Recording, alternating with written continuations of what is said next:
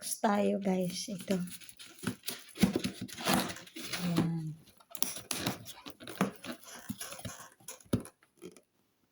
Ay.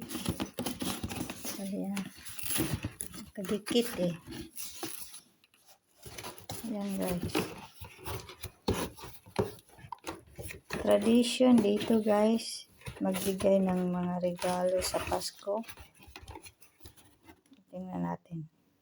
Ito bigay ni Maria Romano Ana Matia. Yung bang sinasabi ko guys na pumupunta ako doon sa kanya, yung matanda na. Pumupunta ako pag Miyerkules, Biyernes, ganyan.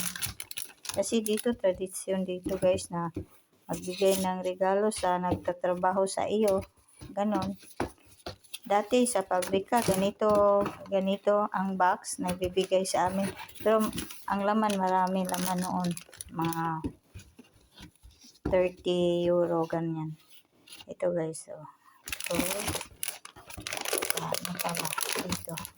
Ito, ganyan, oh. Pana Marina. Mga switch, ganyan. Ito. Mga candy switch, ganyan, oh. Pero branded ang mga ano, yung mga branded yan. Tsaka hindi mawawala itong ganito guys. Italian cake, panitone. Number 1 yan dito pag December. Hindi mawawala silang dalawa. Ito. Yan. Spumante. Kasi pesta.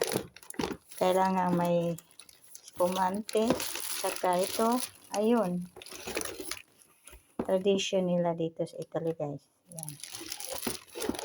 Ito naman, yung iba naman, ano na, mga dagdag na mga sweets, mga candy, mga ano-ano. Pero itong dalawa talaga, itong Italian cake at saka ito, hindi mawawala yan guys. Basta mayroong magbigay lang ng ganito lang.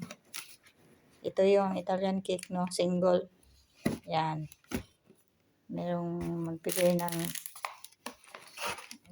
ito, ganito lang. Italian cake din ito. Ganyan. Pero sa box, katulad nito, naka-box, marami ang laman. May maraking box pa rin, di ba pinakita ko sa aking premiere. Nandun ako sa mall. Yun. Thank you. Buon Natale, Buon Anno, Merry Christmas, and a Happy New Year. Salamat Maria Romano Ana Erobi Matia.